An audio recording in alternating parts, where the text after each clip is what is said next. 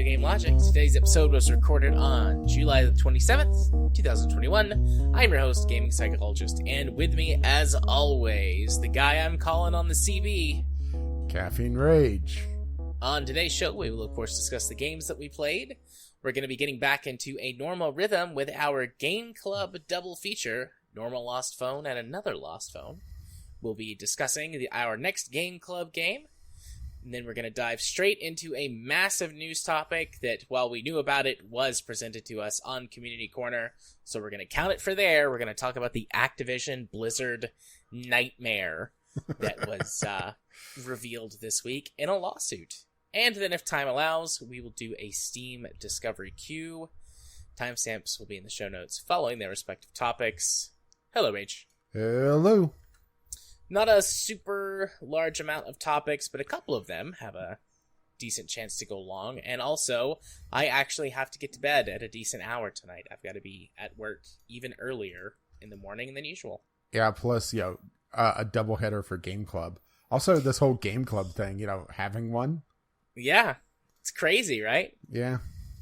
It's Weird. good times, though. We're not going to dive into it right now, obviously, but I thoroughly enjoyed these games for Game Club. Although, based on what they were, it feels kind of weird to say that, but yeah, we will get there in due time. Yeah, we'll get there because we have other games to talk about, right? We do. So go ahead and tell us about that game. You and I have briefly talked about that. We talked about it a little bit on Sunday, yeah. But you have played it more since then. Yeah, the Pokemans Unite. So this is the new MOBA. I'm going to say MOBA / sports game featuring the Pokemans. It's a free-to-play game on Switch. And it's a game that is a lot of fun, but it is hamstringed by its business model. So the idea of this is take essentially the basics of a MOBA, your League of Legends, where you have lanes, you have jungling area. You have some special creatures that you fight for different power-ups and that sort of thing. Right. But mix it with a sports game, so whenever you kill a creep it's not even a creep. They are not marching towards the enemy to, feed them. You're killing the ones on your own side to build up Unite points to essentially slam dunk into the enemy towers, which do not damage you, but they will heal the enemies. And once you bank 100 points into, or more, I should say, into a tower, it destroys that tower, and the enemy team falls back. And it's a very interesting concept. It changes the dynamics in MOBA quite a bit. And you play as a Pokemon, so it treats them all as different classes instead of, like the fire types, water types, that sort of thing. It takes away the type advantages as well, which is a little bit but... So, like, for example, Charmander to Charizard is considered an all-rounder. Not amazing at anything, but decent all-around. Snorlax is good at defending and being just general obstruction, as Snorlaxes do. Zaprat / Pikachu is an offensive type where you're going in and dealing a lot of damage and trying to get out. And they're in 4 different archetypes. And all the matches are pretty short. They're a maximum 10 minutes, at least on the base map. There's a couple other maps that are in a quick play rotation that I actually didn't play. And like I said, it's a lot of fun. The matches are quick. They, as long as you don't get too caught up into it, it's not that bad. But then you start hitting some of the whales, and that's where the wheels come off. To the point that I actually, just before the show, uninstalled the game because I got frustrated with it. So, on most MOBAs, they try to make it so that you cannot buy power outright. Alright? Right. On this one, the only thing that you literally cannot buy straight up is fashion items. The cosmetics. Each of the classes, depending on your trainer level, which as you play matches, levels up, can hold between 1 and 3 held items. And some of the held items you're given pretty straight away. The first one I think you get in leveling up is called Leftovers. So every few seconds you get a percentage of your health back. All right. but then they have things like the more health the enemy has, the more attack that you have against them, that sort of thing. And all the held items can be leveled up once you hit trader level 9. And the problem is there's a hard cap on the amount of money that you could earn via play, but you could circumvent that by paying in to get more currency to be able to level up your held items. And at maximum level, they are rather substantial. So actually I didn't have it pulled up, so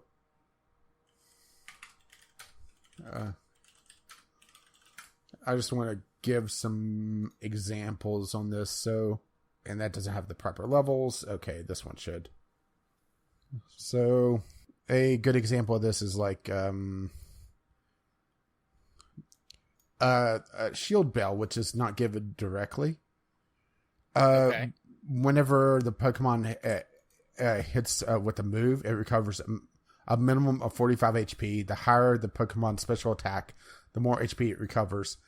And it also boosts attack, special attack, and move cooldown. And that actually doesn't have the levels either, which is annoying. Okay, here we go. I had to go through a few links. I should have had this pulled up, but I didn't. So, okay, so, leveling it up, it goes from 45 to 60 to 75, and these creatures do not have a lot of HP to begin with. And it also goes from move cooldown 0% boost to 4.5%, and special attack from 1.6 to 24 special attack boost. And it's a rather substantial grind to do it. Or some of the whales that I've seen bragging about it online is put in $100 and you have enough currency to max out the 3 or considered S tier items, so that you could just pretty much tank a team that doesn't have leveled up stuff. Right. Another good example is Rocky Helm. When a Pokemon receives a certain amount of damage, damage is dealt to nearby opposing Pokemon equal to 3, 4, or 5%, depending on level, of that Pokemon's max HP. And it boosts the HP between 18 and 240, depending on the level. It gives between 0 and 28 defense, depending on the number of upgrades it's gotten. And it reflects between 3% and 5% of max damage, max HP, depending on the level. All the items have 3 levels. And like I said, getting them is a grind. And this is even getting into the loot box situation where the majority of the loot boxes has just a bunch of cosmetics. But then it could give you money. It could give you tickets that would allow you to upgrade stuff. So all the upgrades for the non-whales, the minnows, or the plankton, I guess I should say, is tied to loot boxes. Because of course it is. And there's a maximum amount of loot boxes you get through play. Kind of shitty, huh? Yeah. I had heard, basically, and you've kind of expanded upon this, but basically what I had heard from the beginning, listening to people talk about this, was it like, there's a fun game buried underneath all of the horrible microtransactions and currency systems and loot boxes. Like, there's a good game in there under all of that. But most people shouldn't play it because of that's my take from it exactly, is that it is a lot of fun whenever you don't hit somebody that has gotten a ton of upgrades that, you just can't handle. Now, maybe you could balance that out by going to rank mode, but you're going to come up against a certain wall where, you're not going to be able to improve because you're not sinking enough money into it. Or you haven't sunk enough time into it. And that's before you even get to, right now, everything is kind of boosted as the, early boost, or that early, doobie launch special. So once that goes away and they stop giving out the special Pokemon, you're looking at several weeks to unlock one of the more expensive classes, essentially. Mm-hmm. And that's not even counting using any of that currency to level up anything or buy something else, because the way you get those held items without just getting lucky on a loot box or just having it as part of a quest system, because right now they have various objectives that unlock certain things. If you don't have a particular quest that gives you that, you have to buy in with your currency, so you're putting those more powerful, or I should say potentially more powerful, because the way it handles the moves is kind of odd. Each of the Pokemon have 2 slots plus essentially an ultimate. And you can choose between one of 2 moves for each slot. So, let's just go Charizard because he's overrated. So they're tied to the different buttons on the right-hand side. So the RB and the trigger. So you have Flamethrower or Fire Blast. This is just a battle guide and not a damn thing. Yeah. You could have a Flamethrower, you could have a Fire Blast, you could have a Fire Spin, and you could only have one for each slot, and you pick and choose. So there's a lot of depth to it to be able to choose what you want to do, but there's also some that's just substantially better. Like there's a hard disable for one Pokemon, and the other option is like just a weak heal, right? Mm-hmm. And for a MOBA like this, even though it's kind of a MOBA light, having a very strong disable, it is just a battle changer, really. Another good example is like Snorlax could have a giant wall. I think it's Reinhardt from Overwatch that has the giant energy wall that can push a team back. Same thing there. Gotcha. But, if you don't have these particular classes, and if they're not in the active rotation, which, it's that same model where there's, I think, 3 in active rotation as well, plus whatever you've unlocked, then, you're not going to be able to play them. So, yeah. It's a shame because I really had a lot of fun with it until, I just started hitting people that, had unlocked a lot of stuff. And it wasn't even coordinated teams, because hitting a coordinated team was actually a lot of fun because you would see them working together. The tutorial is a bit lacking. It doesn't really teach you a lot of the kind of mechanics of how a MOBA works. It just kind of teaches you the general play rules, but not the idea of laning or going to the jungle area. And you have to actually go through a second set of tutorials to be able to have it tell you, okay, now this particular monster gives you a shield. This one gives you a speed boost. And I don't think most people are going to go through the advanced tutorials, which is kind of strange to not highlight those particular mechanics. But, that's Tencent for you, which this is a Tencent game. So, right? Goody. At least I'm pretty sure this is Tencent. Let me just double check that one. Yep. Pokemon Company and Tencent. So, yep. That explains it, huh? Yeah. Maybe eventually they'll fix their shitty monetization, but I doubt it. Doubtful. If they have, even if they fix it, quote, it'll just be a rollback to something that's slightly less shitty. Which is typically what companies like to do, is they take a step over the line, or take 3 steps over the line, then take 2 steps back and say, okay, we fixed it, right? Yeah. And especially since the kind of the that power boost is right there in that. Okay, it's definitely not impulse bile range, but it's also not as egregious as some other games. it feels insidious, doesn't it? Especially since it's a Pokemon game, so it feels like it's made for a younger audience in mind, more so than like League of Legends, right? Yeah. Oh, just disappointing, really. But hey, I at least had to try it. So, Indeed. What is yours? And it's definitely not a mech game, is it? Huh? So, I played quote unquote Mega Mech, which is an unlicensed fan creation thing for BattleTech that lets you play the classic tabletop BattleTech in this program that basically plays out like a little top down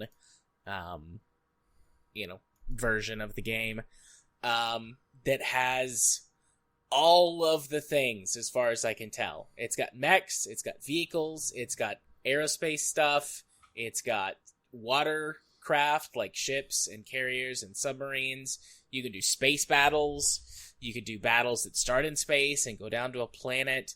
There's 3 parts to it. Like the big thing is called Mech HQ.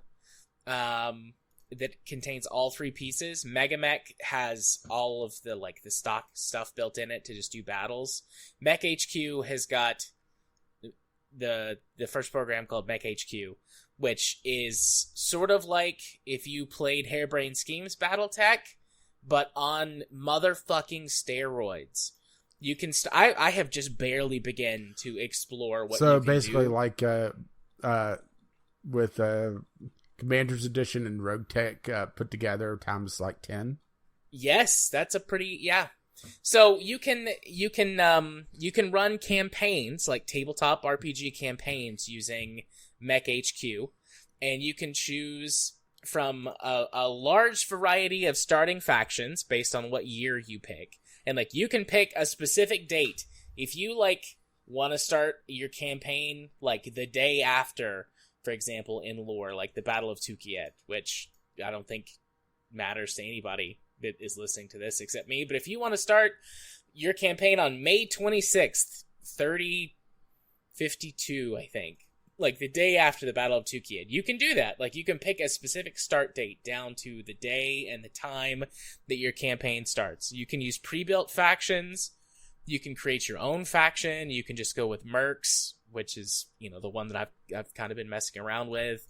And you essentially assign yourself starting equipment and funds based on the faction that you pick. And then you pick a starting planet and you go and you manage all of the stuff, drop ships, aerospace assets, vehicles, mechs. You hire and fire crew all the way down to the cooks, from your mech warriors down to your cooks and janitorial staff. It's got rules for out of an autocannon.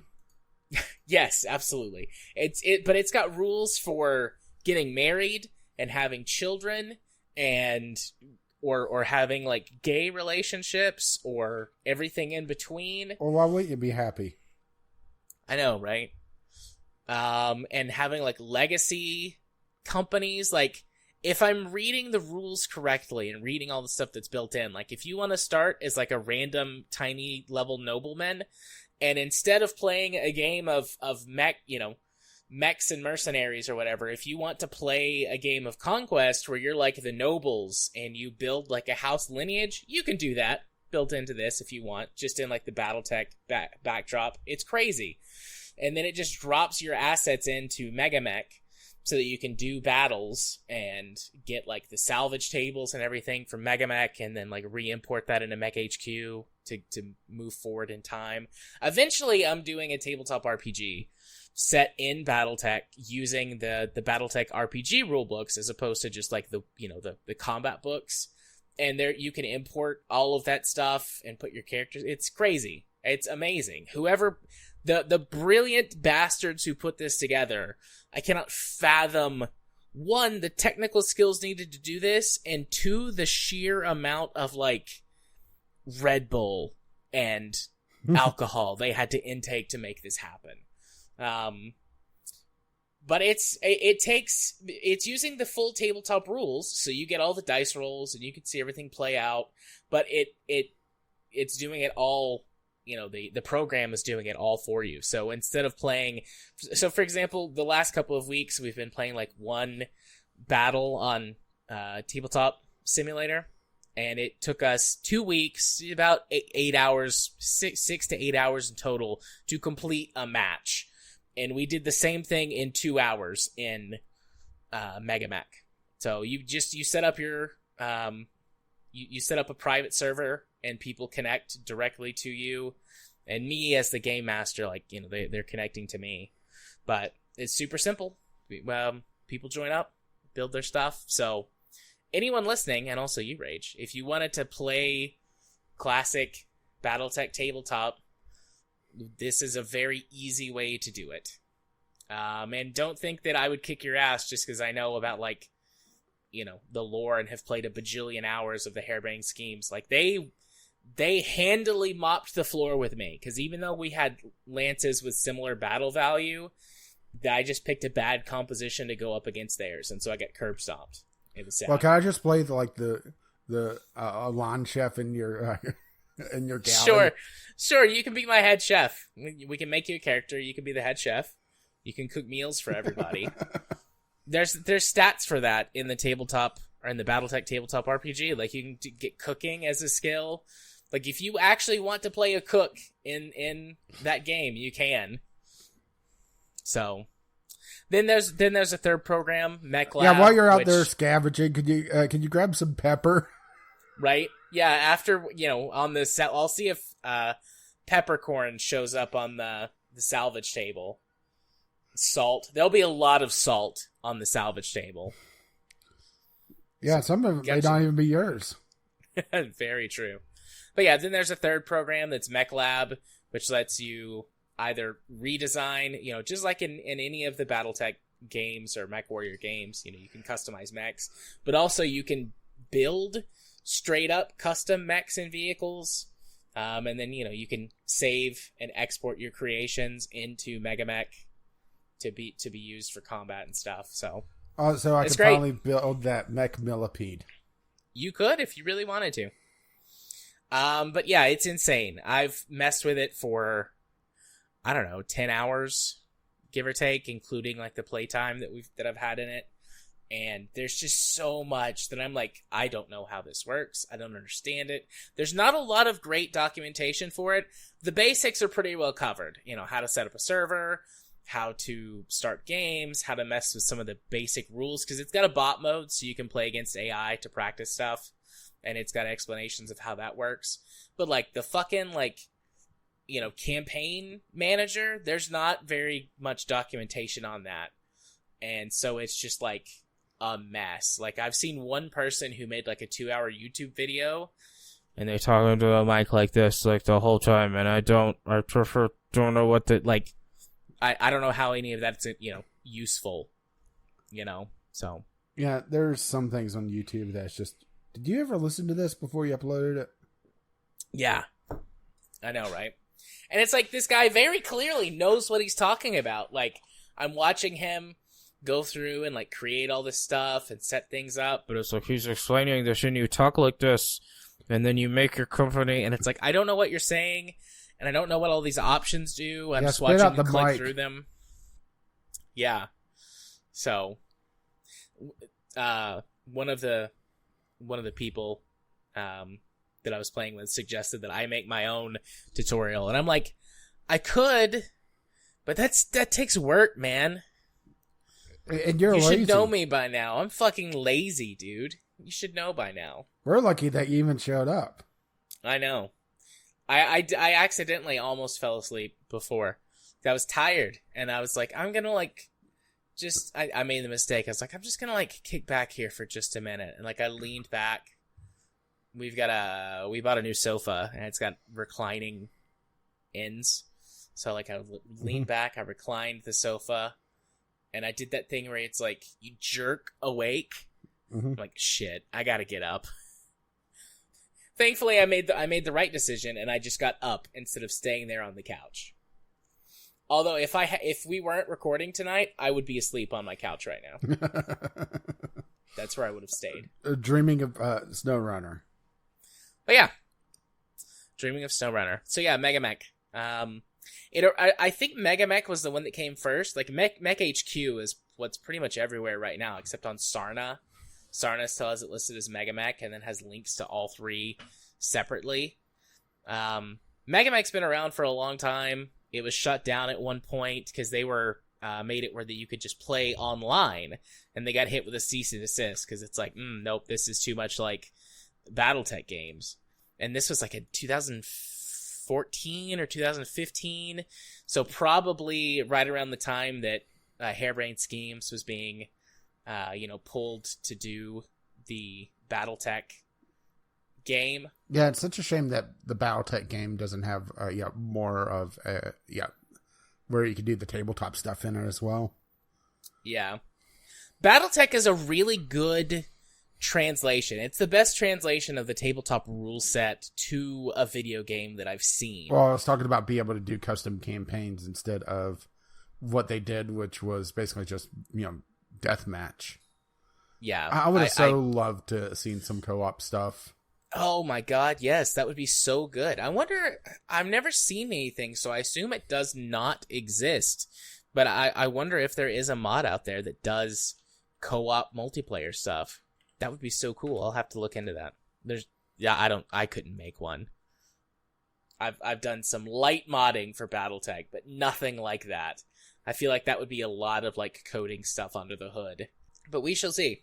We'll look that up later. So yeah, Mega Mech. It's pretty cool. I like it. Of course, it's a mech thing. It's a BattleTech thing. There's some people saying that you could kinda sort of do it by the remote play. Yeah. Not exactly right? No. I've never really tried to do that Steam, like, remote play thing. The shared... Mm-hmm. Whatever. Although I could see you, like, cobbling something together using one of the mods that lets you, Commander's Edition or Advanced or Rogue Tech or whatever, so that you can have at least 2 lances in each... Oh, like I don't already have 2 lances. Well, yeah, but each person could use a single lance as their lance. Mm-hmm. And then we fight over who gets, my badass, 150 mission warrior. Maxed out. Or her butt is perfectly conformed to that trebuchet seat. No, that's fine. You can have her. That's fine. Because she's kind of sassy and I like her. Yeah. There's one of the hero pilots. Her name is Ronin. That's her actual call sign is Ronin. She's like an Asian lady. I always get her and put her in some type of artillery mech.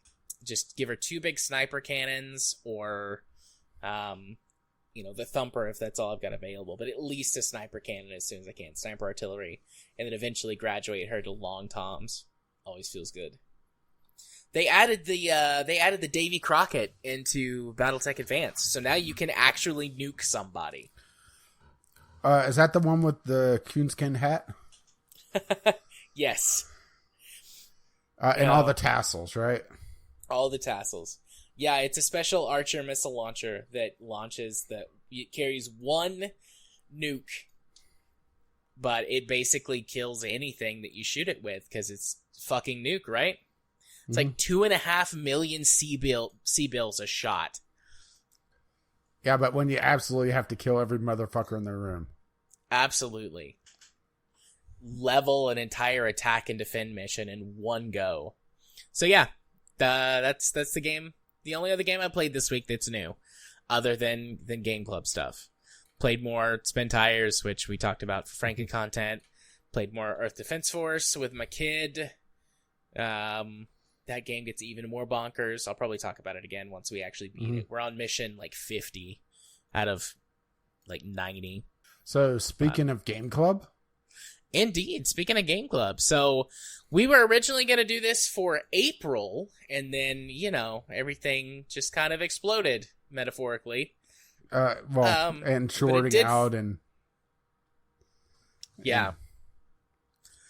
So now here we are in July, 3 months later, but we are finally going to do our next Game Club. So, for anyone who is a potential new listener, or in case you've just forgotten because it's been so long, Game Club was originally we've wound up playing a lot more games together than we used to. Game Club originally was so that we could play the same game at the same time and then talk about it, because we so often play different games, or when we do play the same game, it's at different times. But we do play a lot more games together now at the same time. So, but still, Game Club lets us do that with the community for anyone who wants to play along. So we did a double feature for this one, a normal Lost Phone, and then another Lost Phone, Lara's story. Because these are both very short games, and they have a very similar premise. The idea in both of them is that you found a phone, and you're trying to unlock the mystery of what happened to the person that owned the phone. And shall we just talk about both of them in general, and then go into each one?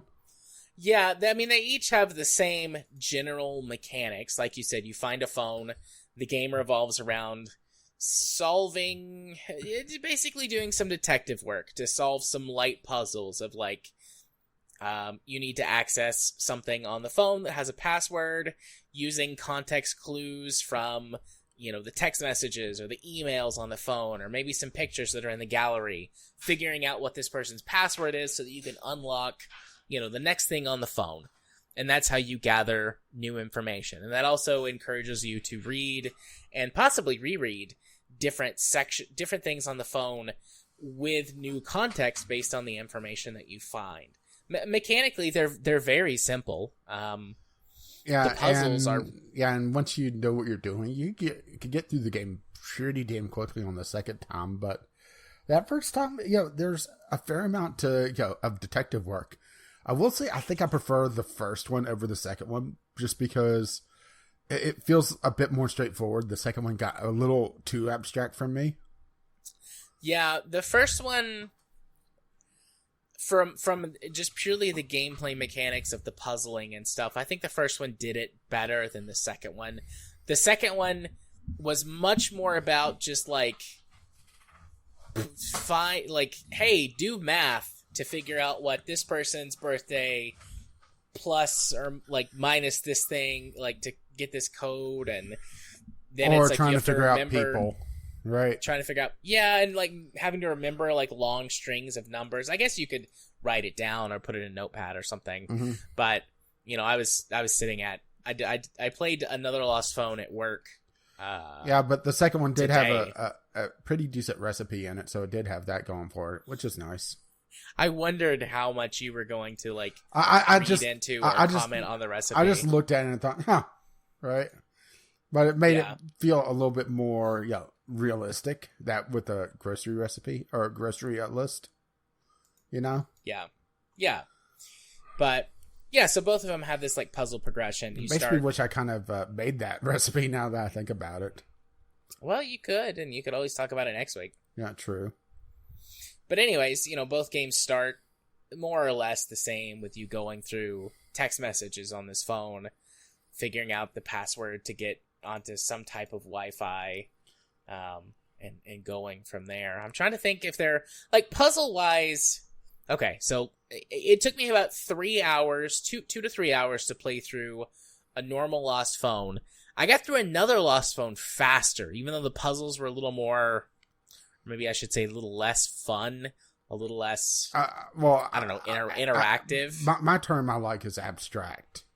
Because one of them was, you're given a list of 3 people out of well, I did look this one up because I got frustrated with it, out of a pool of 6. And it was, okay, now who's this? And one of them was the brother of someone that texted you. And the context clue was a hat that they were holding, and it's just the fuck. Yeah. And then there's, you find out later that these are all of their profile pictures for the in-game social media app. But you don't know that when you're starting, because you're trying to, do the security like the two-factor authentication or whatever, like answering security questions by identifying who these people are. So that one I did have to look up. I figured out a couple of them pretty easily, maybe like 3 of them. And I tried a couple of times to just get the combination of that had all 3 that I know, but I did not get that. So yeah, because every time you answered incorrectly, it shuffled them. Yeah, it just that one I found frustrating. So, but now yeah, and then both of them. Well, a normal lost phone does this thing where you have to like fail.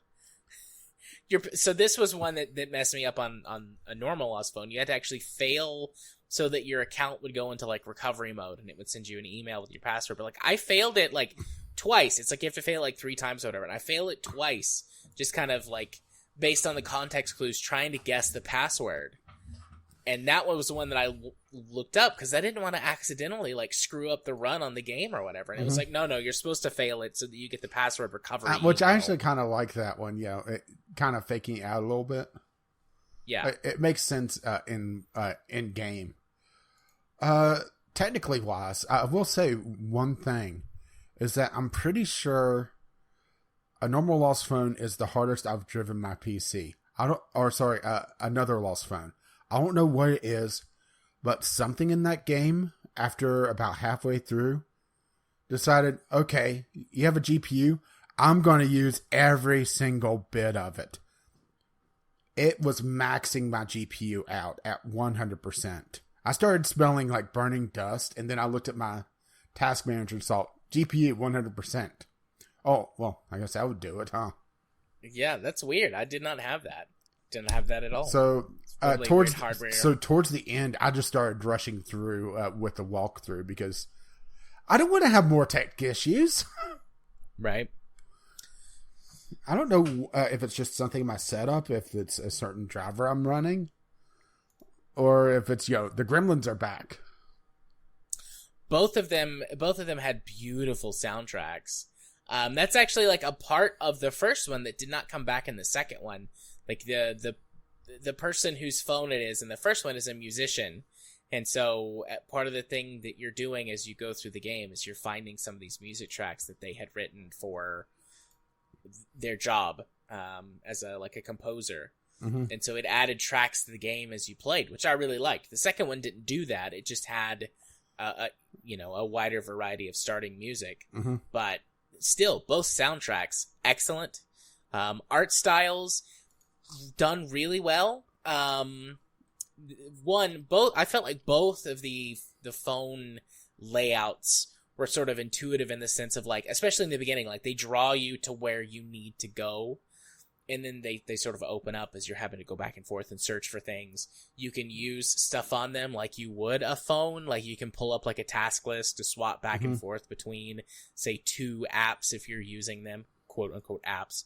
If you're using them, you can swap back and forth between them. Like whoever made this game made these games did a good job, copying phone interfaces in a way that, but not having intuitively, it feels like, okay, this is definitely supposed to be an iPhone.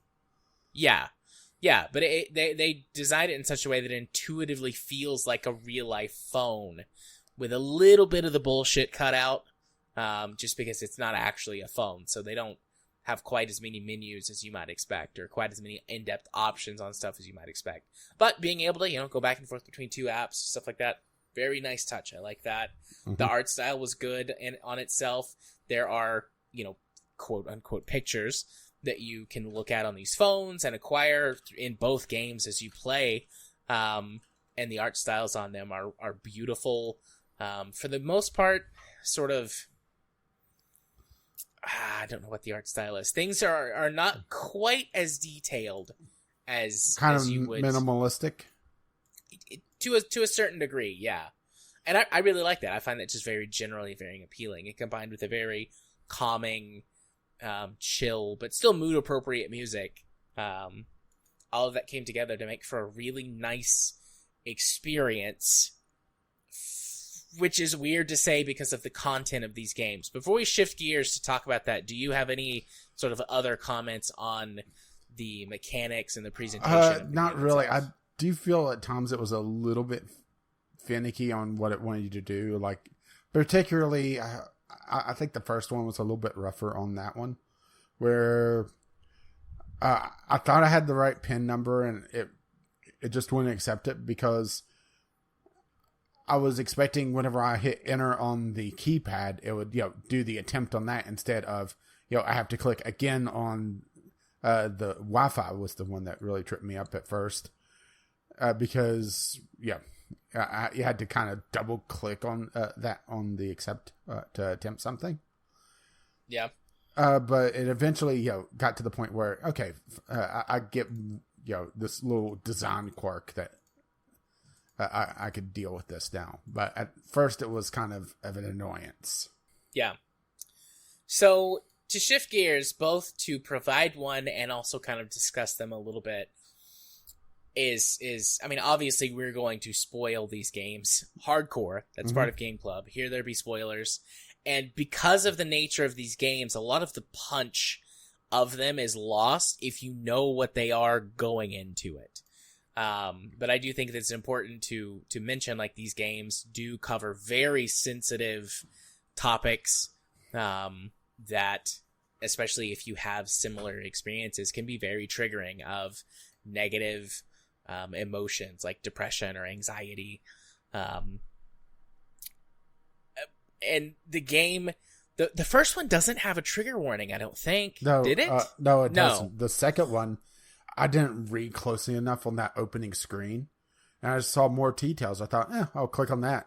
And then it spoiled a major part of the plot on it. Which kind of took the wind down my sails on it as well. Before I even got to the point where, okay, it's bugging out and it's starting to run my GPU. Time to start rushing. Yeah, I think trigger warnings are important. They're a really difficult thing to do. I do think that there should have been some sort of alert of this is going to be major spoilers. Yeah. Instead of just an accidental click. I mean, to be fair, it did say that it would spoil things, but it was buried in a fair bit of text above that. And whenever you see more details, right? Yeah. So the first game, do you want to talk about the first one? Yeah, I guess we'll talk about the first let's talk one about first. the first one. How do we want to tackle this one, right? Because in the phone you find in the first game belongs to a trans person, male to female transition, and the sort of journey you go on is the experience that she's been having as she comes out to her friends and family, and she is from a very conservative community. I'm assuming that this is in Europe. Like, none of the towns are real, but sort of the naming conventions of the towns and some of the things like give hints that this is in Europe. See, I was getting a kind of generic US, especially with the zip code. Interesting. Yeah, I was getting maybe that's on purpose. Maybe that's one of those things where it's like, they did it generic enough, like the right mix of generic and specific, so that it can kind of blend with wherever your mind kind of pictures it being. But regardless, I'm trying to remember what they called the gift.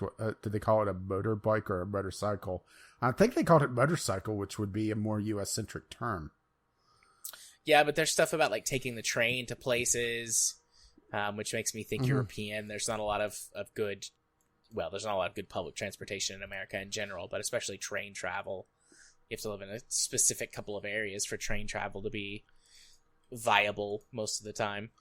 But I mean, I don't really think that matters per se. Like, I think that those are details that you can use to kind of fill in the blanks and let your mind take you where it needs to go.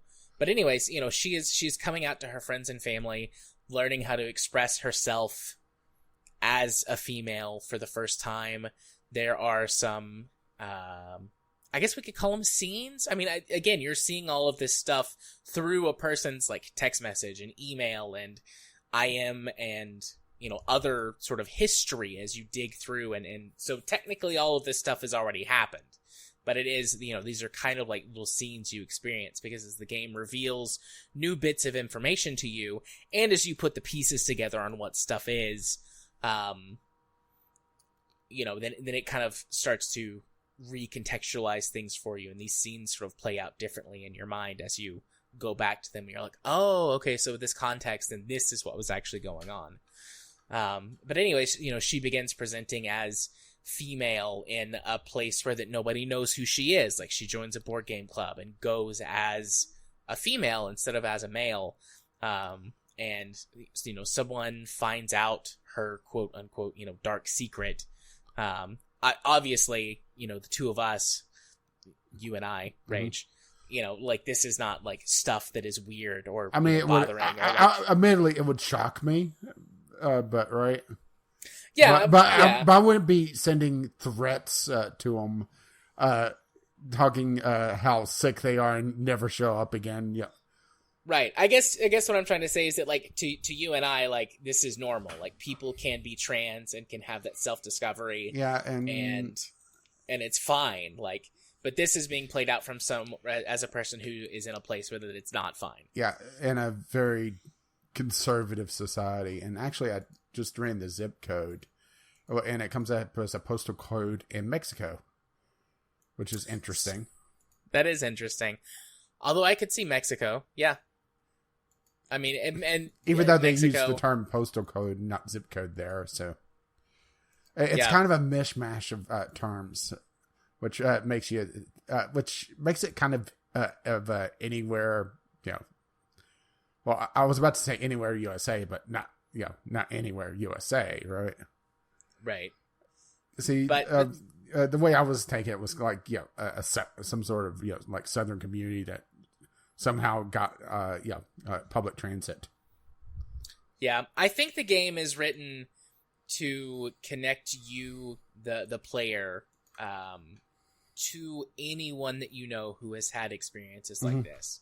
And I think maybe that's why I placed it in Europe. I'm not gonna like say any names or anything. Just I don't know how they would feel me talking about it, but I know a couple of people who live in Europe who have gone through this experience of coming out as trans, and so have gone to like pride events and stuff in Europe, and for some reason it just connected to me as like European, but if you know some people like that in small town USA or Mexico or wherever, like, yeah, I could totally see you connecting it to those things too. Yeah, maybe that's just because we both live in very conservative states. I kind of put it in the U.S., even though this is a French developer as well, so that could also be a bit of the European bent on your side of things. Yeah. But so, anyways, I mean, that's the gist. She goes to a board game club where she presents as female to people who don't know. Someone finds out, makes threats, calls her disgusting, and all kinds of other very, negative, transphobic. Yeah, she is transphobic. And there are other characters who are transphobic, including the protagonists, or well, I guess technically the protagonists. The girl, I can't remember her name because it's been a couple months since I played it. But the girlfriend. The girlfriend finds out, but also the parents. And it's on your birth, like, you get this motorcycle she gets a motorcycle for like her birthday, or like right before her birthday, and on her birthday, like, she leaves and drives to this other city. We should specify. Yeah, on her 18th birthday, she leaves and drives to this other city where she went to a pride parade and met some nice people. And well, that was before the birthday. It was before the birthday. Like, she went there. She pretended she was going to, I think, a board game convention or something. Book festival. She was talking about going also to a book club, but it was in truth a support group for young trans people. Yeah, in another town over, because they were in this shithole conservative town. Their words, by the way, where everybody is highly bigoted, and the one person that they were be able to talk to is going away to university at the end of the school year, going into the summer. They'll be going to college, so they're losing their support, and they saw getting a motorcycle as like, okay, this is my ticket out of here. And they'd been talking to someone on the dating app after they break up with their girlfriend, to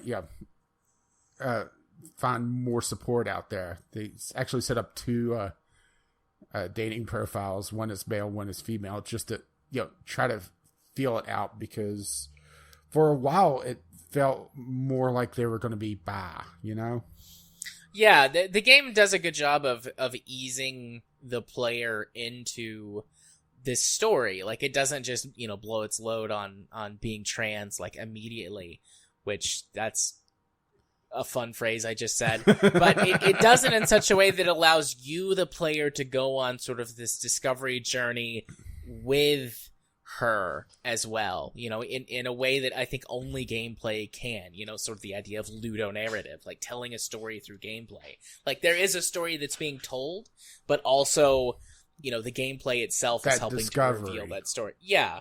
And so it does begin, and you're like, oh, there's some weird relationship stuff going on here. And you start thinking, well, is this person, perhaps gay or maybe asexual, because another part of it is they got kind of weirded out when their girlfriend of a couple years decided, we're going to jump your bones come New Year's. Yeah, it's time to bone down. So, are they maybe gay, or are they ace, and it slowly starts, okay, well, maybe they're bi or pan, or like, oh, okay, so there's some elements of trans stuff here. Is it maybe, more gender fluid, or is it trans? And I think the game, in the end is very much like, she is fully, trans. I didn't pick up any hints of like gender fluidity or non-binary stuff or anything like that in there. Trans trans attracted to males because of some of the stuff that she was saying in the profile where she was presenting as female. Yeah. To the that one guy, the one that you shared pictures with. Yeah, the one who was accepting and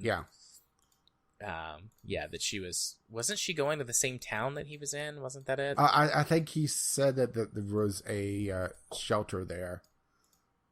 It was either him or Alice that talked about it to get away. Because both of them were concerned about what was going to happen when they came out, because it has to be eventually, right? Yeah.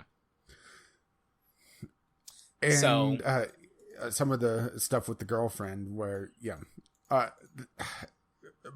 before it really comes out that it's going to be a story about a young trans woman, how hateful she was getting as well was just disheartening. So it's a good thing that they got out of that, at least. Yeah. I am, for both of these games, I'm in a really interesting position. Like, I mean, both of us do live in ultra conservative areas of the United States. So just even if, I somehow had managed to never interact with somebody on the spectrum in my entire life, I would still be able to relate to some of those things. But I think, you and I both know people who are, non-conforming. Somewhere in the LGBTQ plus community. I mean, hell, you know me, right? Even if you don't know anybody else, you know me. Yeah. But then I have this other thing, like being a therapist, like, obviously I'm not going to just start naming names, but right off the top of my head, I had 5 or 6 people as we started talking that I recognize this experience because they have shared it with me through the process of therapy, and have even talked some people into the idea of no, you do need to go. You do need to find your escape, because you're going to wind up either, repressed your entire life, or worse, because of what that's going to do to you. I have experienced this journey with so many people in a way that is pretty unique. I mean, obviously, there's other therapists out there, and there's other people who I'm sure know plenty of people within this community, but my position gives me an interesting insight into it that I think maybe the only deeper insight could come from being a trans person myself, which I am not. I am not trans, but, Yeah, I have like 5 or 6 people that come to mind as I was playing this game. And I think I figured the trans thing out earlier than maybe you're intended to. But, like, I'm not saying, like, oh, I'm so smart, I figured it out. Just I was like, I have so much experience working with people from this community that I'm like, oh, okay, I think this is where this is going. And it's, like, confirmed, you know. But, I mean, I cried. Both of these games, I cried when I finished. Because I know so many people who have those as their stories, that have shared their stories with me. And even though these stories are fictional per se, even if the people who develop them don't have these stories in their background, they had to have talked to people who shared those experiences with them so that they could create these experiences for people to play. Yeah, and they did a very good job. Yes. Especially once you got to the message board and start reading some of the back and forth. Yeah. I didn't read as much as I had planned to there, but I did read a fair bit of it. And seeing the kind of that support group in Sam, or I'm blanking on her feminine name. It was a derivative of Sam, though. Samaria? Yeah. Or something like that? Yeah, I'm blanking on it. Like I said, I played this in April, the weekend before we were gonna do Game Club. Yeah, then my computer kind of blew up. Yeah, I mean, you know, but I played it once. I played it 3 hours then, and so much of it has stuck with me. Some of those very specific details about names and stuff I'm drawing a blank on, but I mean, all of the, like, I didn't even refresh myself, you know, like, that's how much that this story stuck with me. So it's excellent. Yeah, if you're don't mind going into it already spoiled, it is well worth the journey. The only thing it's one of those games that is so short that it's might be abused by the Steam refund system because, right? Yeah.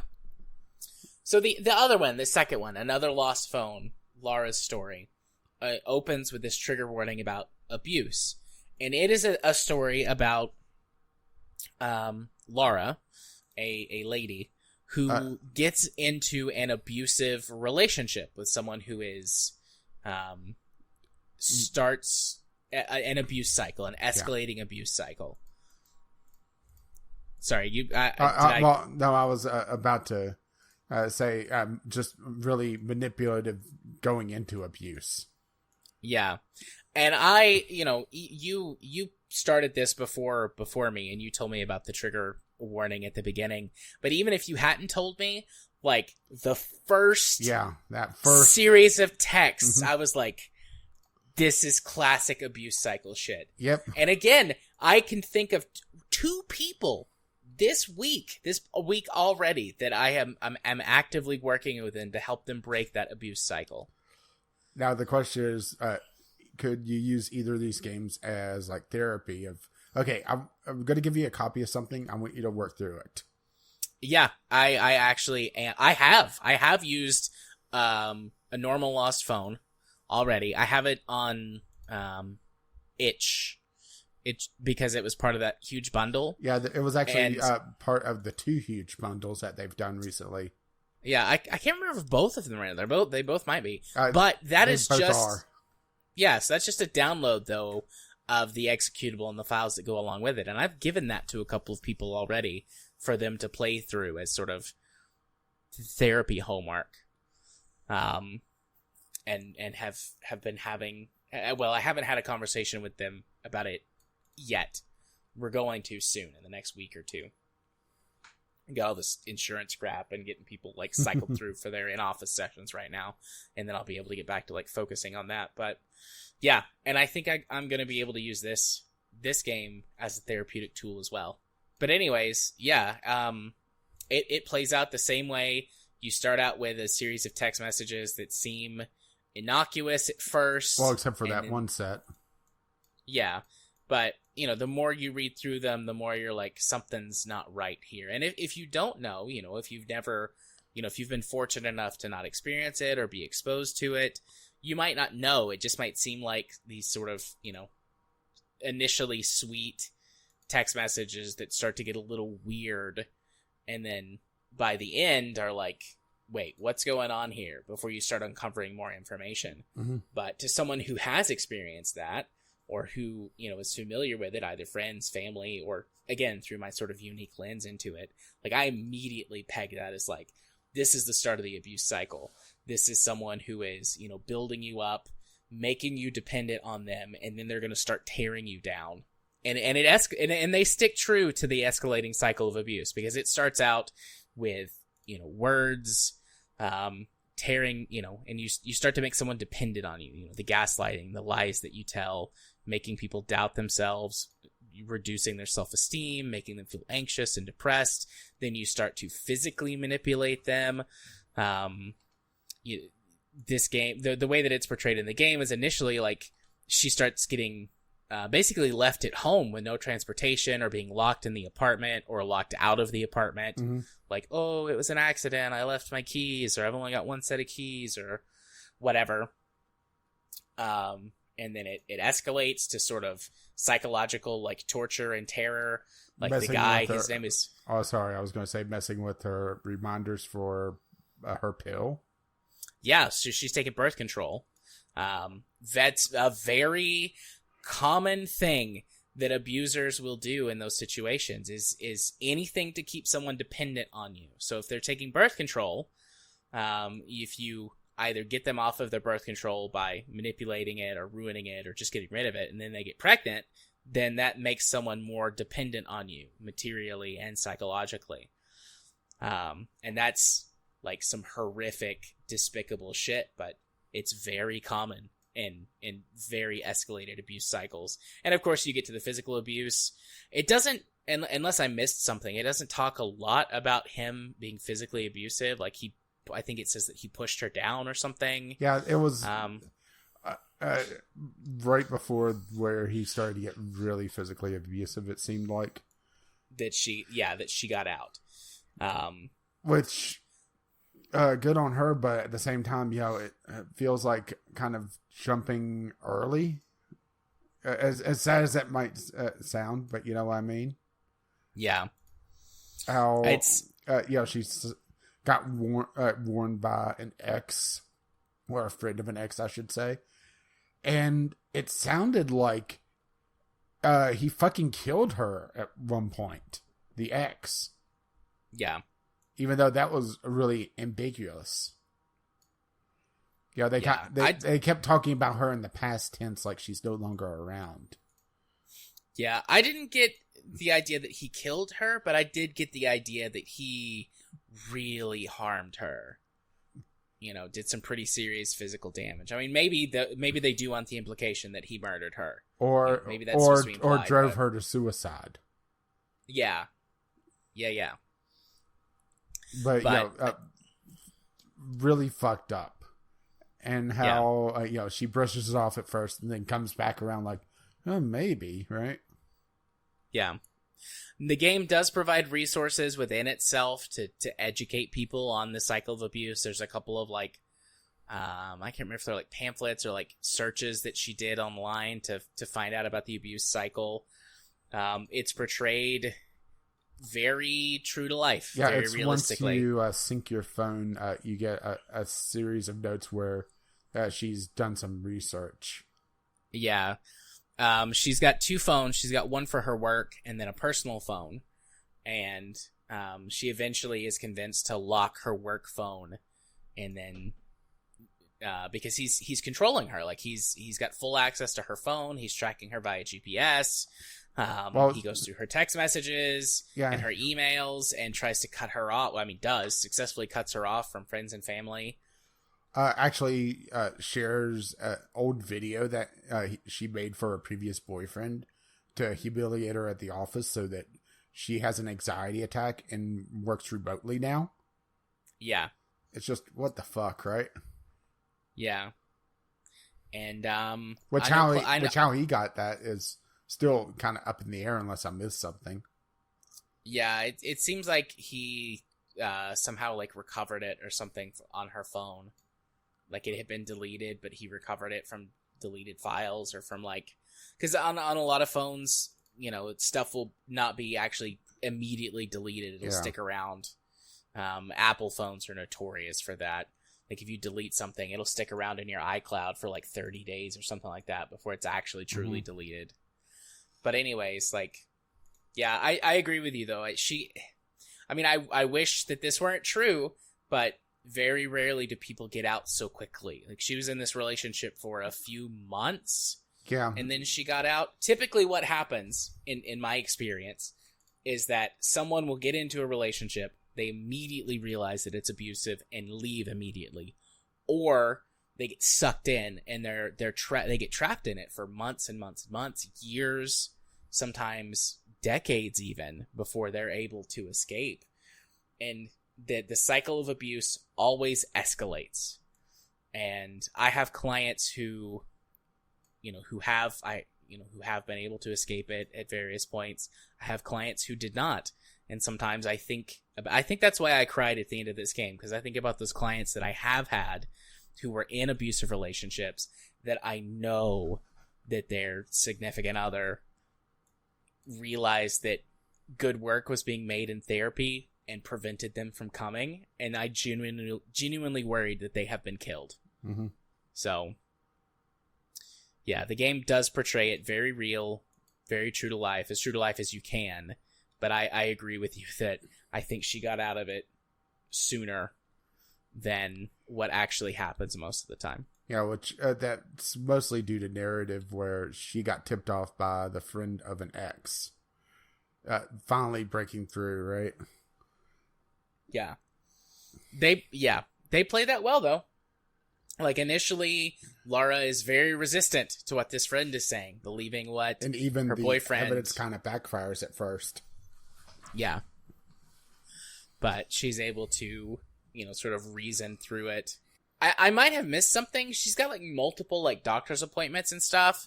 Yeah. I think it's implied that maybe the doctor pointed some of this stuff out to her, and then that's what made her sort of realize yeah, there's what an was entire going on. like list of doctors that I didn't understand what was going on with that one. Yeah. Unless I might be a little dense on that one. No, I didn't see anything either that was like...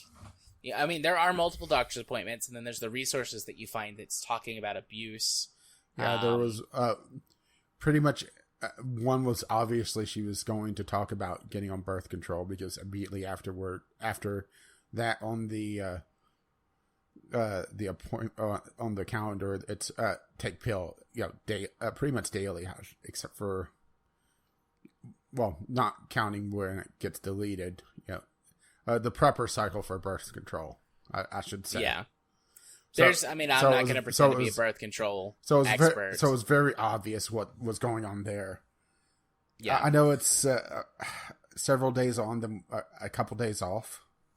So I'm not an expert on birth control. I'm not going to pretend to be, but I do know that when it comes to there's different sort of cycles that you can take pills on for different types of birth control, and that the ones that she's on is a 28-day cycle, and you take a pill every day. But for the first 3 weeks, it's one type of pill, and then for the last week, it's a different one, and that's so that women can have their periods. Like that last 7, it's not like it's a placebo pill, but it's like a different hormone composition that lets the woman menstruate. My brain was struggling for the correct word for a moment, but yeah, as you can tell, listener, I don't hesitate to talk about this shit. I talk to people all the time about body stuff and sex stuff. Like, it's just words. But anyways, yeah. And the game also does a good job explaining symptoms that happen as sort of the sort of effects of the ongoing trauma and ways that they can affect people, because she talks in one of the notes about symptoms of losing weight. I took that as the symptoms of the birth control she was on. Well, I could be mistaken on that one, though. Usually birth control makes you gain weight. Symptoms that come along with trauma, specifically the massive anxiety that can accompany trauma, loss of appetite. It can completely wreck, for women, it can completely wreck your menstrual cycle. Between the weight loss and constant production of cortisol in your brain, cortisol being the stress hormone, as a survival mechanism for short periods, cortisol is great. It slows or shuts down lots of our body functions, makes us able to do the fight or flight response much more quickly and efficiently on a biological level. Long term, it's terrible for you. And some of the side effects are like... Yeah, which we'll get into that one in the community corner. Yeah, but side effects are like fatigue, weight loss or weight gain, depending on how your metabolism goes, and then those can have knock-on effects as well. Yeah, it's a mess. I probably just drew the lines differently because as soon as I figured it out, okay, she went to the doctor and it's on the pill. Then I saw a list of symptoms and thought, oh, well, it's probably this particular type, right? Yeah. So, but anyways, that's the second story. Laura's story. So, one thing I never think... figured out, and maybe it's just me being, like I said, dense a little bit, but the counters, there was a series of counters that I never figured out the need for, or if it was just, fluff. Yeah. If there's something that directly calls those out, I missed it. My interpretation of what the counters were is that someone, like, they are very low, and then they tick up really high, and then the last couple of days, they're, basically haven't been used at all. And so my thought was that someone had told her, like, hey, pay attention to his behavior, and whenever he does something, like, keep note of it. Because I have told people to do that before for therapy. Okay, so it's something that I wouldn't have figured out, but was obvious to you. Yeah, and now there may have been, a reference to it somewhere that I just missed. In one of the many text messages or emails or whatever. But see, that's why I think that I missed something, like, because that would be something that, I could say them in the game just to simplify it, saying that a doctor told them to do that, whereas that's much more of a psychology thing. But yeah, I have done that. I have told people to, like, keep track of specific behaviors or words or phrases, or whenever you're made to feel a certain way, to keep track of it. Because people will, especially when you're first confronting them about the abuse cycle in therapy, people will flat out deny it in the way that you see in the game of, like, no, he really cares for me, and he really understands me, and he knows that I need these things, and he takes care of me. It's like, no, you're just being, gaslit into believing these things. They're not actually true. Here, let's create some evidence where I can show you. So that was my take on the counter. I could be completely wrong, but that's, like, what I picked up on when I saw it, like, immediately. I was like, oh, it's like a behavior tracker. Yeah, and since I don't have the therapy background, that one went up from my head. I was expecting it to maybe eventually unlock something like the calculator did in the first game, where you unlock the diary to get the person's thoughts as they kind of finally have enough is enough. And even though I do like the epilogue, but at the same time it feels like it ties things up into too much of a neat bow.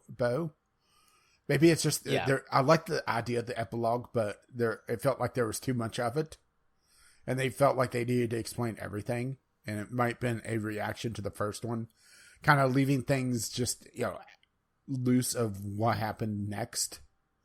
Because in the first one, once you get to the end of the game, you get one final email back and forth between Sam and Alice, saying essentially, I just ran away. I'm at the center now, so I'm safe. But I just threw away my phone in a panic, and there was a lot of stuff on there that someone could use to blackmail me. And now it says, well, if they're a good person, they would just delete it and pocket the new phone as kind of a karma reward.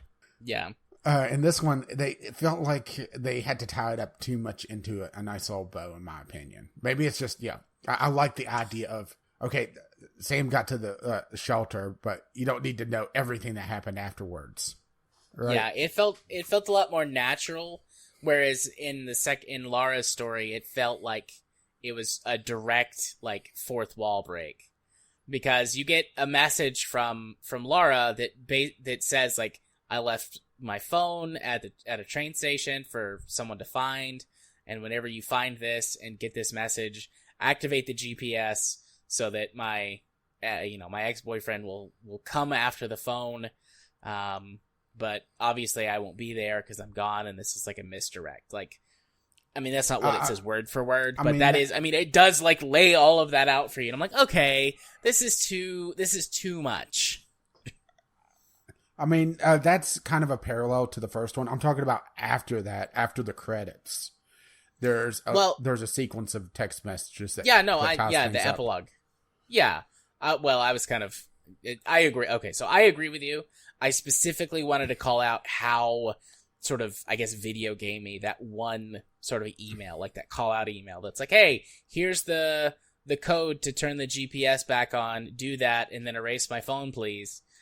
I'm like, okay, you didn't have to do that, game. But yeah, I also would have agree preferred with you. something similar to the first one, where although there wasn't a lot of people that were supporting her outside of the friend of the ex, maybe email between those two of something similar, and not leading this wacky false trail. I will agree that it felt a little out there. It felt like a tonal shift. That's what it is. Yeah. Where everything felt very realistic. Then you had this very video gamey section, mostly for achievements, because the Steam version, the different achievements, one is going through the entire game and then turning on the GPS to lead a false trail, and the other one is just delete the thing. Yeah. So, but I think what they wanted to do with this one, because a normal lost phone, even though there are definitely elements of sadness and trauma and tragedy in it, it's ending on the happy ending. Like, the person leaves their horrible environment to go to try to start a new life who they actually are. That in and of itself, I think, is a happy enough ending. But the end of this abuse story, it felt like what they wanted to do was like, no, see, it turned out okay. Look, it's nice. They're making amends with their friends and family. How nice is that? And I mean, like, yes, it is nice. And I mean, in therapy, I do encourage people to try to reach out to those that they had cut off as a result of the abusive relationships. Yeah, but it's not always a happy ending either. Yeah, it's not always a happy ending. Sometimes those people, and I think it can be justified depending on how, the person who was being abused treated them. Like, people are complicated, and we form a complicated web of relationships, and, your actions have consequences. Even if they were forced or you were manipulated into doing something, it's still something ultimately that you did, and that has consequences, and people aren't always loving and forgiving. So it just felt too, like, saccharine sweet, like, especially with such a tonal shift, right? Yeah. So I think both games do a good job conveying their message. A normal Lost Phone sticks its landing, is probably the best way that I can see it. Whereas Lara's story kind of falters at the end, because I think they go too over the top to try to make you feel good after feeling bad. And I think that takes away, honestly, from some of the power of the story that they're trying to tell and educate people and give them sort of a window into, a life that they've hopefully never had to experience. So still, though, I mean, both are great. Normal Lost Phone, solid A plus. Lara's story, B plus. Yeah, I agree with that one. Another fault on it is just how abstract some of the puzzles is in Another Lost Phone compared to Normal Lost Phone, but we got into that before, where it requires a lot more digging and a lot more memorization. Yeah, for sure.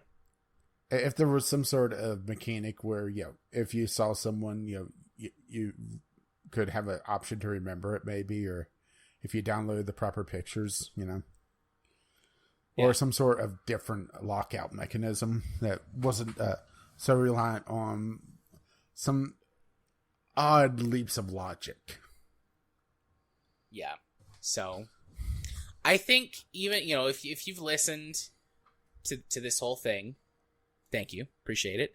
And we're sorry. I still think I'm not for this one. But anyways, I would still recommend this if you haven't played it, but you listened to us talk about the games. Yes, we spoiled, sort of the reveals, I suppose, but there is no way that we did the actual discovery of these journeys justice by talking about them.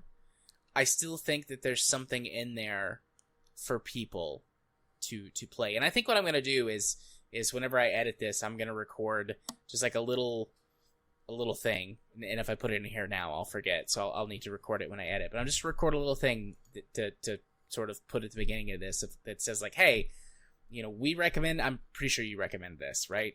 Yeah. You already said, yeah. So we recommend these games if you want to play them to get the full impact of the story without us spoiling it. Please do. It's worth your time to do so. I don't think I've ever wholly recommended a game more than this, just because of the impact that it can have on you. But even if you did listen to it, even if you're listening now, you ignored the warning, you still listened all the way through it, and you're like, oh man, story is spoiled. Doesn't matter. Still go play it. It's worth it. I will give the game to you, so that you can play. You don't have to worry about buying. I mean, they're cheap. They're cheap, even if you buy them at full price on Steam. They're cheap. The bundle is under $5 at normal price. I'm pretty sure they go down to $1 each during Steam sales.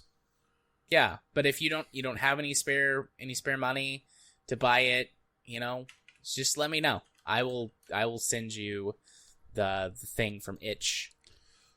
I mean, you can play. Those bundles on Itch was quite amazing. Yeah, we'll definitely be diving more into those. Yeah, so normal Lost Phone and another Lost Phone, Lara's Story. Excellent games. 2 thumbs up. Full recommend on both. I think a normal Lost Phone is better. Lara's Story is still good. Mm-hmm. Yeah, it makes me really want to go try their other game that they have out. It's not a phone game, but yeah. I didn't know they had another game. Alt Frequencies. Okay, I didn't realize that was their game. I've seen it. I didn't realize that was made by the same people. It was given away on Prime Gaming, and I'm pretty sure it was in the bundles as well, although I would have to double check on that one. Yeah. But yeah, it's supposed to be a very interesting thing, and that's kind of the idea with this developers, that they try different things. Sometimes it does falter, but gotta applaud them for doing something different, right? I agree. Yeah, so I've seen this game before. I went to look it up just to be sure, but I've seen this before. I just didn't realize it was the same developer. That's cool. Yeah. So yeah, our next Game Club game though is something a little bit more. Something a little bit more mainline, huh? Yeah. At this point, it's an oldie but a goodie. We're going to be playing... Thank you, Michael J. Fox. Right. We're going to be playing XCOM Enemy Unknown. / Enemy Within. Yes, which was the DLC expansion, whatever, to that game. But XCOM Enemy Unknown was the reboot of the XCOM series that came out in, 2012? Something like that. Let me look here. Yeah, 2012. I've played through it a couple of times. I've done the setup for the sequel. Yeah, I lost. Right. I've played through 2 or 3 times. With the base game. I've never played using any mods, so I'm intending to use the Long War mod. I don't want to. You said you were going to use. I don't want to do the Long War. What I'm probably going to do is a lightly modded game with focus on just probably map packs, because one of the downsides of this game is that it uses a set pool of maps, and eventually you start to hit the same maps over and over again. Yeah. So, and we can talk about the experiences that we've had of the base game and the stuff that the mods do, but that is what we're going to be doing for our August game club. So we've got 5 weeks to play XCOM Enemy Unknown. We'll somehow fit that in between our off-road trucking. Maybe, or just cram it in at the end. This is a hard game to cram. I mean, it takes a good... I mean, my sort of fastest playthrough that wasn't a loss was like 30 hours. I'll see, I just lose quickly. I'm sure somebody could speedrun it. I'm sure there are speedruns of this game that can be done in like, I don't know, like 2 hours. But for my playstyle, even like pushing it, I'm looking at like 30 hours to beat it. So that's not a rush it on a weekend. Now you got me wondering. Ooh, damn. So the bad ending, of course, which is just losing, is 1 minute 56 seconds. Okay.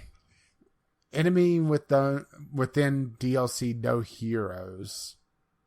No save scum this time. Is 2.5 hours. Any percent with heroes, which I think it's that's the DLC, right? Yeah. There's not a lot of speedruns on this actually, but it's just under an hour. Any percent no heroes is right at 2 hours, and there is a Twitch stream of all of these, by the way, on speedrun.com. XCOM 2 actually is a lot longer. Yeah, I'm assuming they're using some kind of exploit to trigger the final mission. Most likely, especially since it's any percent. But yeah. Even the enemy within DLC No Heroes is 2.5 hours, so that's pretty damn quick. XCOM 2, you're looking at a couple hours with no save abuse. Standard play is at 4 hours. Yeah, I've never beaten XCOM 2. I've lost every time I've ever played, both modded and unmodded. Well, we'll probably eventually do the rest of the series because I have it. Yeah, I've got XCOM 2, and Chimera Squad. Yeah. I've also got the original XCOM UFO Defense. Yeah, I have Chimera Squad. They don't have any DLC on it, which is actually a little strange for Firaxis. I've also got the Bureau. No. Which is the third-person XCOM shooter. No, I played it. No. It's okay. No. I've played much better games, but it's okay. I played a lot better games. It's okay. The beginning of it's decent, and then it just goes shit. I just did not enjoy it at all. Yeah. I beat it, but it was a slog. Right. I understand. But yeah, XCOM. So, let's go do our only news topic. Yeah, good thing it's a small one and not, complex and nuanced, right? Yeah, I can already tell you we're not going to be doing Discovery Queue this week because it's already almost midnight. I was hoping to be in bed by 12:30. I mean, I'm not going to rush through this, but there's not going to be time. So yeah, let's head on over to Community Corner. I saw this pop up, what was it, last Tuesday? Or last Wednesday? No, it popped up after we recorded, so... Oh. Yeah, this kind of broke, Wednesday or Thursday. This broke between like Wednesday and Thursday with everything. And more is just kind of spilled out with Jim Sterling, of course, commenting, and we have another video on here from, I believe, a World of Warcraft YouTuber. It's just, whew. So shit's going down for Blizzard. Yeah, Activision Blizzard was the very Cliff Notes version. Is Activision Blizzard is being sued by the state of California for violating a lot of labor laws. Just a whole bunch of them. The lawsuit that has been filed is public. You can go read through it if you want. I read through part of it. I didn't read all of it.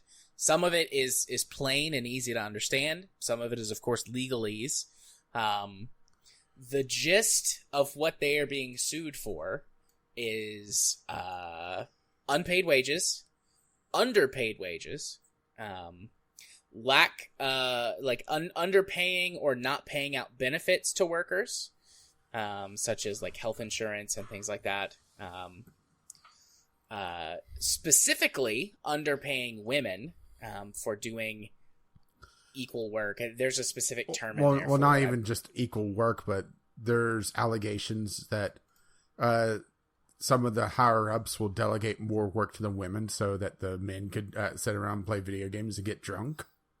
Yeah, there's a specific like phrase in there that basically means like, you know, they're being underpaid to do the same work as their male counterparts. But so women specifically not being paid equal pay for equal work. And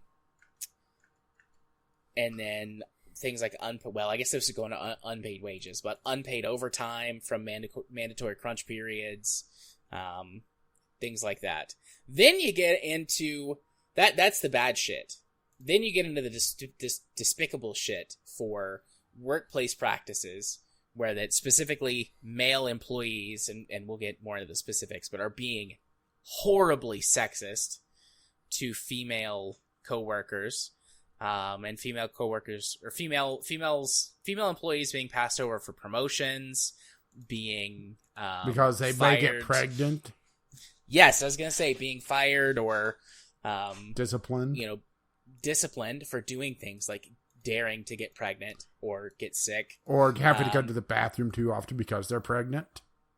Yes, and then lots and lots and lots of sexual harassment complaints filed and ignored, and Activision Blizzard not doing anything about it. Almost exclusively from male to female coworkers. Mm-hmm. It's nasty. Oh, and there's one other thing we need to highlight. Also, suicide. Yep, there was someone who committed suicide. A female employee on a business trip after she was her nude photos were passed around at a company a holiday party. Yep, and there are allegations that her boss had been sexually harassing her, and that she committed suicide on this trip because and this is alleged that he had brought like anal beads and it was a butt plug and lube according to the documents actually. Okay, butt plug. I thought it was anal beads, but still, butt plug and lube. No, we have to be very specific on that one. On our litigations of putting things up your butt. Yes. Yeah. And it was so bad for certain workers that one was jokingly calling their cubicle the Bill Cosby suite. Yeah. I mean, it just, what the fuck? What in the ever-living fuck? How could people act so despicably and then just sweep it under the rug for years to the point that the state of California launched a multi-year investigation and then pulls litigation on them. Yeah, the investigation for this started in 2019. Yeah. It probably would have been filed last year, but COVID obviously slowed that way down. But yeah, investigating them for 2 years. And I mean, I'm sure that has been something that has leaked somewhere along the lines. Well, there's been allegations, of course. And it's just an absolute shit show. Yeah. California will get them. As far as the United States goes, California has got the most progressive regulations around all of this stuff. California's going to get them. The question is for how much, and all I've seen is speculation. The filing of the lawsuit does not specify the exact compensation. I mean, it has compensation that it wants. It talks about getting financial restitution for everyone who hasn't been paid, and for the people who have been harassed, and for, Activision Blizzard to pay for all of the court costs and legal fees and yada yada. The speculations I have seen have been in the tens of millions of dollars. Yeah, there's one video. It's not the Jim Sterling. Actually, is it on the list? I think I might have missed that one, where they're going through a lot of the documents, and they're talking about how people have PTSD for working at Blizzard. And yeah, absolutely. If I was in a workplace where that people were constantly sexually harassing me and not that I would know anything me, about that one with the podcast. Oh, I'm trying to figure out how to make that into like a witty retort, but I got nothing. I'll pay for your therapy bills. I know a few good therapists. I'm not falling but for anyways, that one. But anyways, if I worked in a place where I was constantly being sexually harassed and also regular harassed and also forced to work 60, 70, 80-hour weeks on the regular and also being given like twice as much work or, as my coworkers, like, yeah, I would be experiencing lots of trauma from that too. And the thing that I have seen going around, because this is the sort of thing that always happens, is like, well, they could have left. No one was saying that they had to stay. Okay, that's a not fair assessment, because if you leave a job, especially at a high-profile company like Activision Blizzard, that's going to be a dark cloud on your resume for years. Yeah, and there's a huge power differential there, because when you leave, regardless of whether or not it's, in response to this, or if you are pursuing, advancement opportunities elsewhere or whatever, you've still got to get recommendations. You've still got to get the support of the people at your current employer while all that's going on. If you just leave, you'll get blackballed, like you said, working at a high-profile company like Activision Blizzard in the industry. And even if people are trying to get work elsewhere, like, people have got to eat and have insurance, and if they've got families or anybody that they help support. Yeah, because the U.S. has this insane thing where health insurance is tied to employment. And it's not like there's been some sort of major health crisis for the last year and a half. Nope, no such thing. That would make getting personal health insurance an absolute nightmare. Plus, California is not a cheap state to live in. No, it is not. So, especially if you're living in the area where you could work at Activision Blizzard. It's not like it's out in the middle of nowhere. So, that is a very, at best, an unfair assessment of that situation and these people's ability to respond to it. The power is all of the power is concentrated on the corporate side of the table, not the employee side. And that's not even before you start to get to, well, like we talked about in Another Lost Phone, the abuse cycle where they're getting gaslit, where they feel powerless, they feel like they're worth nothing, so they might be slipping into depression where, it's just, they don't feel like they could do anything to try to stop it. So they just try to power through, which causes them to dig the hole deeper and deeper and deeper until something breaks. Yep. Absolutely. So. Oh. Yeah. To say this is a mess would be the biggest understatement of the year so far. Yeah. It's so bad it broke Jim Sterling. Yeah. They were very, very upset. Not just mad. I mean, there was definitely madness involved too, but also just like exasperation, exhaustion. And I do want to highlight, this is not something unique to Activision Blizzard. This is all over the industry. It's just Activision Blizzard this time instead of, EA or Ubisoft, especially Ubisoft. So it's not trying to say, well, they should have just went to a different company, because it's not going to be different there. I agree with Jim Sterling. We need to cut out the rot in the industry. And I'm not even sure how you could go about that without just, gutting the AAA developer. So let's do it. Yeah. Let's bring out the guillotines.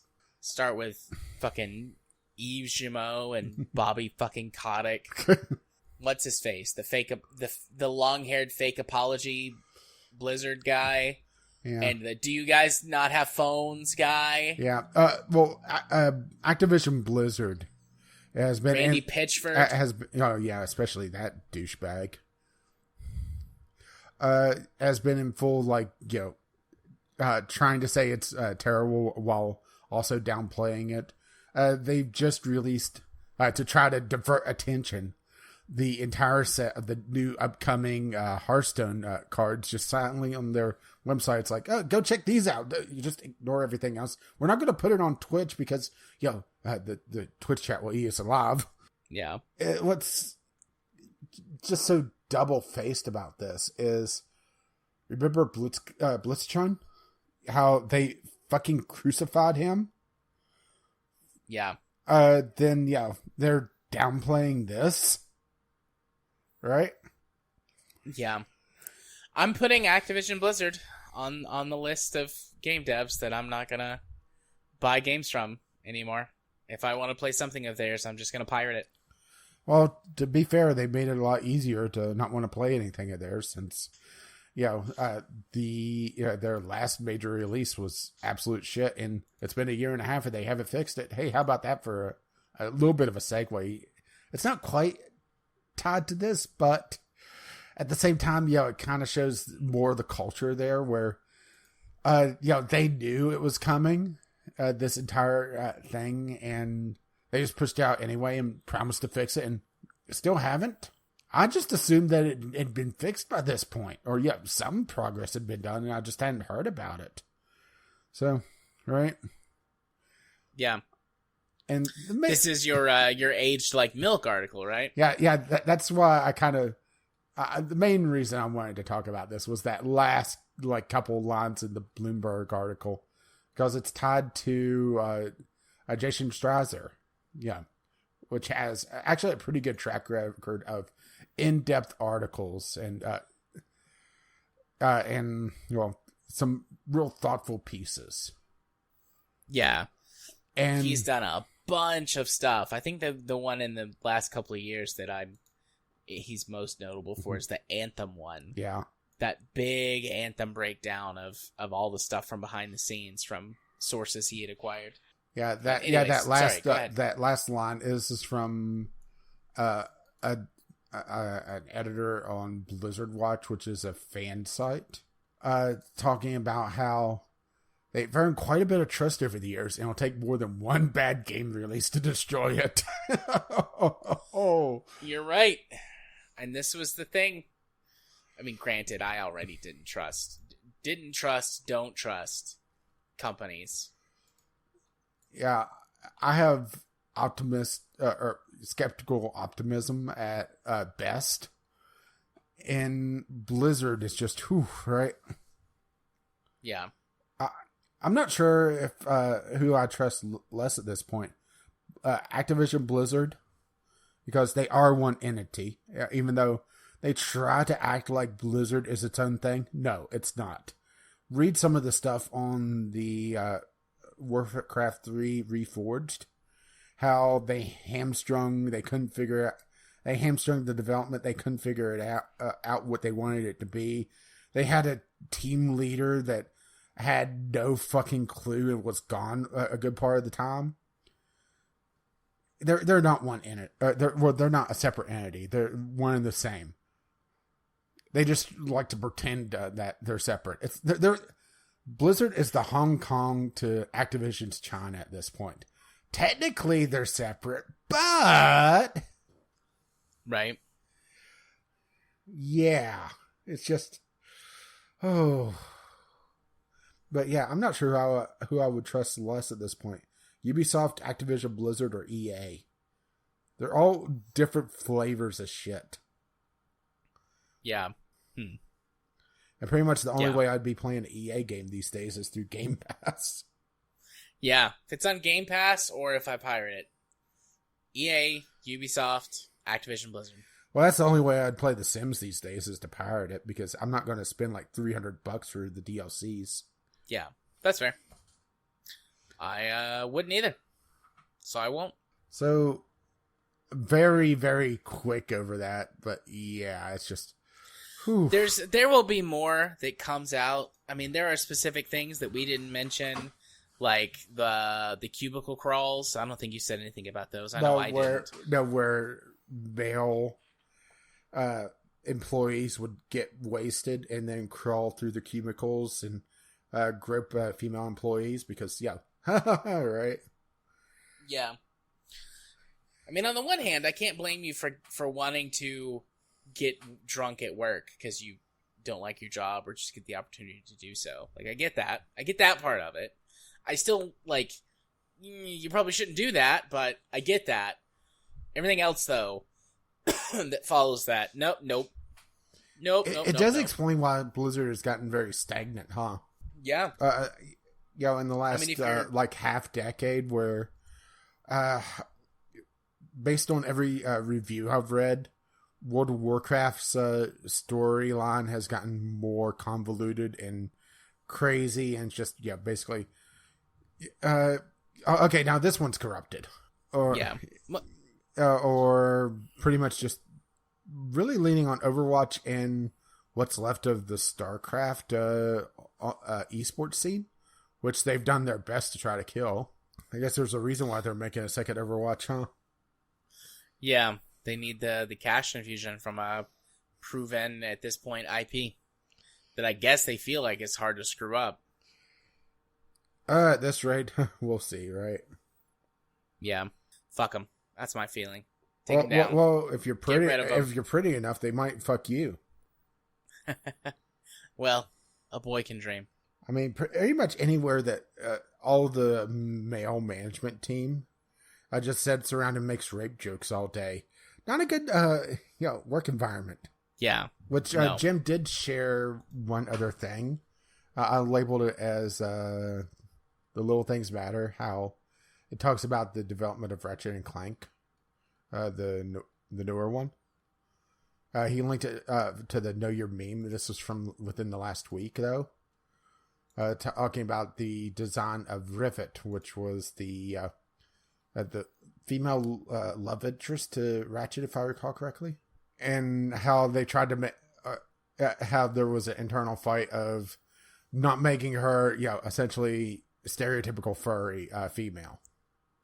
Yeah, I read through that whole thread. Cube had posted that. I believe it was Cube had posted that in our Discord chat, that big long thread. Oh, yeah, it was Cube, sorry. There was quite a bit of posting this week, so I attributed it to the wrong person. Yeah, that's okay. And there is also a staged walkout.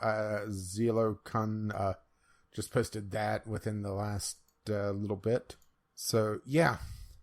Activision Blizzard. So, things are bad enough that... And to me, that's just a confirmation of at least the worst of allegations that, they're walking out. They're going on at least a temporary strike because of it. If there wasn't at least a kernel of truth to this, right? Yeah. Sorry, I did get quiet for a minute. I'm thinking, what else? I thought I was bring up in the lawsuit or talk about. Yeah, I don't think there's anything else that I want to mention right offhand. The lawsuit is going to be linked on at least one of our show note links. Yeah. If you want to go through and read it yourself, like I said, it's all public. This trial is not going to start for at least a little bit yet. So yeah, we're probably looking at a multi-year thing because this is a pretty big thing going on. So yeah, I expect this to wrap up in somewhere like 2024, assuming that we all just don't die, right? Because honestly, there's still a chance of that one. Yep. Both from the COVIDs and from Elon Musk. Yeah, I think he's up to no good there. It's a little worrying that all the billionaires are talking about moon bases and trying to get off the planet. Is there something that we should know about? Oh yeah, it's that cold global warming thing that like 40% of the U.S. population thinks is a fucking myth. Climate change. Oh right, I have to say climate change because they bring a snowball into Congress and say global warming's a myth because it's snowing outside. Fucking nitwits. No, it doesn't make me angry, does it? Nah, not at all. So yeah, I mean, we will keep you all up to date if there are, instead of when there are big changes in the case. I'm going to keep my eye on it for a while and see what happens, but... Yeah, I'm sure that they'll just get slapped on the wrist, though, because, right... Probably. At worst, they'll see their, recruitment go down a little bit for a short time. Because that's the thing that kind of gets me, is that it's known that there's so many bad actors in... Really, once you get above the AA space. But there's just, that sense of, it can't happen to me. Or, it's all overblown. Because it's so over the top. Hearing things that sounds like they are out of, Law and Order SVU. That they're that insane. That they're television level, batshit crazy. But no, this is just what we know about. Indeed. So, I don't think I have anything else to say on this time. My sleepiness is starting to kick in. Are you feeling pretty alright? Yeah, I'm feeling pretty alright as I wait for the show notes to reload because I accidentally closed them. If you wish to chime in, because I know this will be a topic that could have some discussion, you do so vglpodcast@gmail.com or tweet us VGL Podcast or drop by the Discord and drop us something there. You find that over at vglpodcast.podbean.com. So I'm assuming you don't want to doobly-doo. No, we're going to skip doobly-dooing this week. Your ass is dragging, right? I would if I didn't have to get up to be at work at 7:30 in the morning. But well, that's because you're a good therapist. Oh, thanks. But yeah, I'm going to have to get up. Or you're being good to, right? Yeah, I try. But so I'm going to have to get up at either 6:30 or 7 in the morning. So, no later night than necessary. But, still Rage. You got to hit them with the socials. Well, I've been Caffeine Rage. You can find me on Twitter, taunting the Italians at Aiming with CR. You'll be my friend over on Steam, Caffeine Rage there. And you've been? The Gaming Psychologist. You can find me on the YouTubes by searching for such. You can find me on Twitter at JMA4707, on Twitch, J Arthur, J Arthur, what? Sorry, you just sounded so unsure about it. It's like, J Arthur. Yeah, you can also find me in a couple of new places, for at least the near future. I am participating in a tabletop RPG that is being streamed, so a live play or an actual play, and then the VODs are being released on YouTube. If you want to watch it live, it is Wednesdays at 7:30 Eastern Time, and then if you want to watch the VODs, you can do so. I'm looking for the link. Where's the link? You can do so. Link is in the Shrine of Resurrection. The link will be in the show notes, but it is on the YouTube channel Runic Arts. Can find them there. The first episode is going to be a little rough. There were some audio recording issues. I had to do a lot of work to get it as presentable as it is. And right now it's bad. It was horrible before. So, if you want to watch it live, 7:30 Eastern Time on Twitch, you can actually go to our old Twitch channel, which was, I think, Twitch TV/JArthur4707, because I'm like streaming it or whatever it is, where you like host a stream that's running, and then you can watch the VODs over on YouTube, on the YouTube channel Runic Arts. So yeah. And as I scroll all the way up to the top, as I'm kind of just chuckling at you being a little sleepy, what can I say? A little sleepy and a little punch drunk. Despite having hours to like have this ready, I didn't have it ready. So you can contact us once again, VGL Podcast, with your lures, voicemails, game-related topics. Tweet them to us, VGL Podcast, on the Twitter, or drop by the Discord, which you'll find a link to that and to most of our stuff. It seems now that someone has new stuff. Maybe we should update that at some point. VGLpodcast.podbean.com. And if you wish to spread the love, you can find us on your podcatcher of choice. If you drop by Podbean, you could get the RSS feed as well as the show notes. Our lovely, lovely patrons have made this possible. You find out more at patreon.com/VGLpodcast. And our intro and outro music is On the Ground by Kim McLeod. You can find his work over at incompetech.com. And as always, as his lovely music starts to roll across my voice, bye-bye now. See ya.